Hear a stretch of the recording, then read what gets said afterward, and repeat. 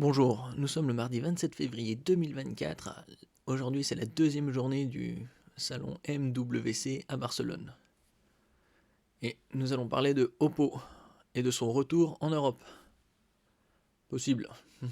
Oppo annonce son retour en force en Europe et aussi en France, évidemment. Oppo semble avoir annoncé qu'il reviendra bientôt en Europe, ce qui signifie que nous devrions prochainement avoir droit à de nombreux nouveaux produits chez nous, à condition que la marque confirme également son arrivée en France. De toute façon, si c'est en Europe, en général c'est en France aussi. Mais Oppo a quitté l'Europe à cause d'un conflit sur les brevets de la 5G avec Nokia. Et donc c'est retiré du marché.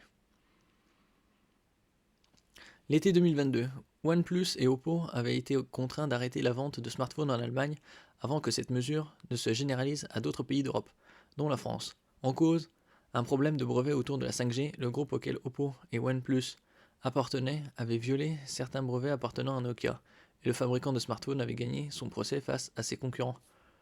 Quelle idée de piquer des brevets, hein. Ils auraient fait un partenariat et ça aurait été bon. Là, ils se sont coupés de plusieurs centaines de millions d'euros entre-temps. Oppo avait alors officiellement annoncé son retrait du marché français l'été dernier. Après plusieurs mois d'incertitude, le fabricant chinois n'avait alors depuis pas lancé de nouveaux smartphones chez nous, nous faisant manquer certaines références telles que le Find X6 Pro, qui avait véritablement impressionné en Chine. Bon, un petit clin d'œil là sur ce Oppo. Ils ont la même allure que le Xiaomi 14 Ultra et que le Honor 6 Pro. Hein. Ils ont été tous chez le même designer. Une grosse partie photo, hein, objectif. C'est son cousin. Voire même des triplés. Oppo revient bientôt en Europe. Sur X, le leaker Max Jambor a partagé un communiqué d'Oppo dans lequel la marque annonce son retour en Europe. Oppo a officiellement partagé la nouvelle à l'occasion du salon MWC 2024 à Barcelone, auquel nous avons pu nous rendre. Les habitants de tous les pays européens où Oppo était déjà présent pourront bientôt bénéficier à nouveau des produits innovants de la marque.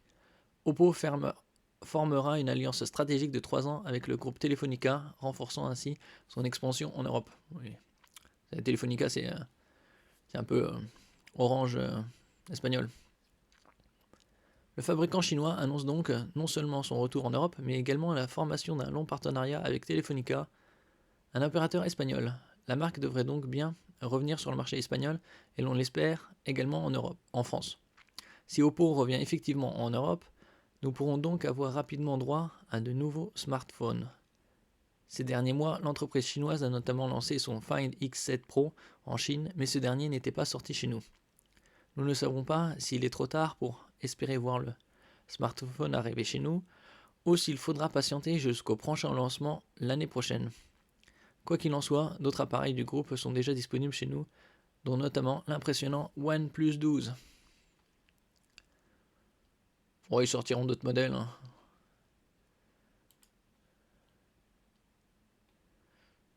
Voilà. Ça ici, c'était celui-là. Et donc, oui, comme je disais, ils sont similaires en esthétisme au niveau des objectifs photo au Xiaomi 14 Ultra et Honor 6 Pro. Après la fin de l'affrontement avec Nokia, c'est l'heure du grand retour en Europe pour Oppo. La marque est présente au MWC pour nouer le contact. Oui, parce que c'est Mobile World Congress, hein, donc c'est un peu le CES du mobile. Oppo et Nokia ont trouvé un accord et plus rien n'empêche Oppo d'annoncer son retour en France après un départ un peu précipité en 2023. Au MWC 2024, Fandroid a pu rencontrer Jack Liu, senior PR manager pour Oppo Monde, et obtenir des détails sur ce retour si attendu. Oppo opportunité. Pourquoi Oppo est attendu? Si l'on attend le retour de Oppo, c'est parce que le fabricant nous avait convaincus avec ses derniers fleurons commercialisés chez nous. Le Oppo Find X5 Pro en 2022 était ainsi l'un de nos smartphones préférés. Finition, qualité photo, charge rapide, interface ColorOS, écran et autonomie, il remplissait tous nos critères, de quoi concurrencer efficacement Apple et Samsung au sommet des smartphones, et donc permettre un marché plus dynamique.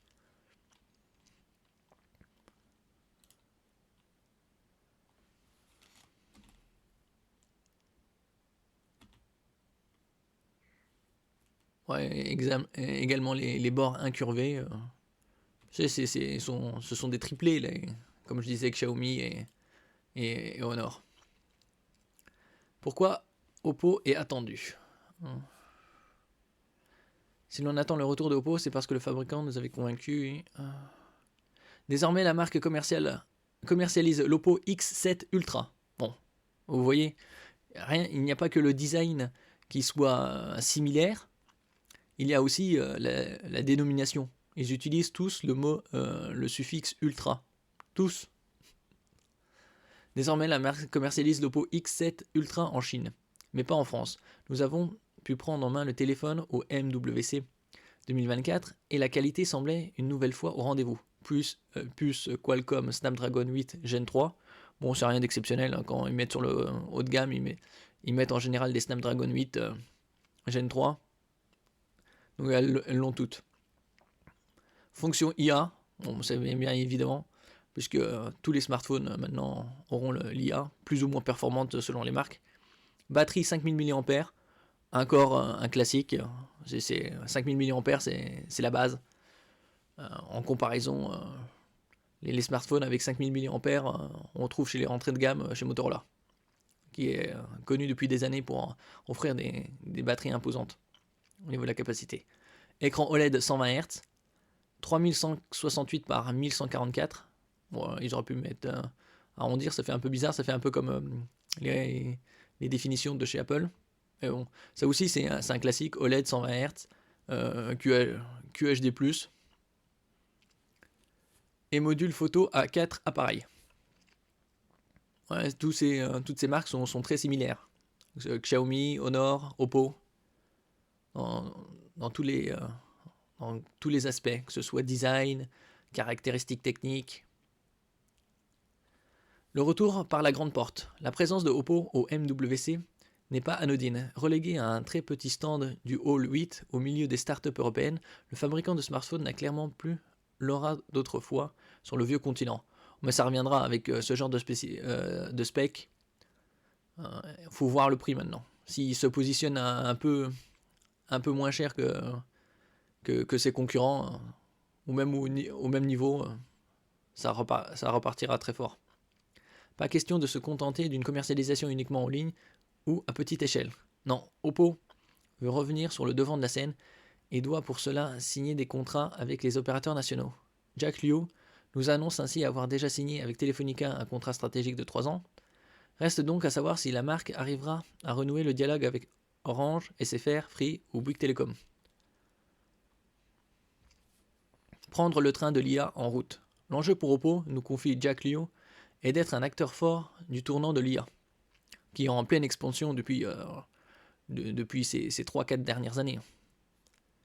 C'est le mot que toutes les marques ont à la bouche et personne ne veut être lésé sur le côté. Mais la marque peut se targuer d'associer du concret à ses promesses. Les Oppo Reno 11 et Find N3, que l'on a bien connus en Europe, auront le droit à une mise à jour au deuxième trimestre 2024 pour recevoir des fonctions d'IA génératives comme Oppo AI Eraser. C'est aussi une façon pour la marque de continuer d'entretenir sa présence en Europe, même sans commercialiser un nouvel appareil. Et ce qui est une très bonne chose, puisque les possesseurs de Oppo, ayant des mises à jour vers l'IA générative, pourront acheter de nouveaux smartphones vu que c'est entretenu. Bien sûr, s'ils sont satisfaits. C'est aussi une façon. La prochaine génération de produits Oppo Reno aura également accès à des fonctions dès leur sortie. À ces fonctions dès leur sortie. Il est intéressant de voir Oppo s'attaquer au milieu de gamme avec cette annonce, alors que Samsung réserve pour le moment Galaxy AI à ses fleurons Galaxy S24. Mais je suis sûr que Samsung travaille sur l'implantation de l'IA à ses autres à ses autres smartphones entrée de gamme, milieu de gamme, et possible une version plus légère pour ses entrées de gamme. Nous verrons par la suite dans les mois à venir. Par ailleurs, Oppo a signé un accord avec Microsoft pour intégrer ses smartphones à Microsoft Copilot. Les utilisateurs de smartphones Oppo auront le droit à un accès direct au moteur d'IA génératif de Microsoft. Encore une bonne nouvelle. Un retour, mais quand? Oui, c'est la question. À la question du calendrier de retour en France de la marque, Jack Liu s'est refusé de répondre. La taille du stand, la présence limitée de la marque au MWC et l'absence d'annonce autour de la gamme Find X7 Ultra nous font toutefois comprendre qu'il va falloir se montrer patient. Espérons un retour pour 2025. Bon, alors là, qui peut savoir? Parce que là, nous sommes au début, nous sommes en premier trimestre 2024. Il pourrait très bien accélérer et prévoir un retour en Europe d'ici 6 à 9 mois. Donc peut-être à la rentrée septembre ou vers octobre-novembre avant les fêtes de fin d'année.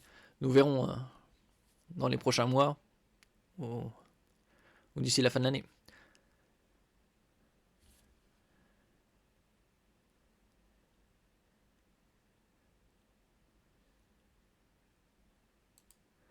Alors en parlant toujours de Oppo, mais de ces lunettes maintenant AR, c'est-à-dire Augmented Reality, ou réalité augmentée, qui diffère de la réalité virtuelle, puisque ça combine la réalité justement virtuelle et le réel. Donc à travers des lunettes, on voit par exemple des lieux, et on a les informations qui s'affichent sur les lunettes. Ça combine réalité et virtualité. Alors, Oppo annonce les lunettes AR Airglass 3 dotées d'une intelligence artificielle. Bon, comme toujours, hein, l'intelligence artificielle, c'est la base maintenant. Oppo a dévoilé un prototype de ses lunettes de réalité augmentée Airglass 3 de 3ème génération avec prise en charge de l'intelligence artificielle lors du MWC 2024. Alors, voilà à quoi elle ressemble.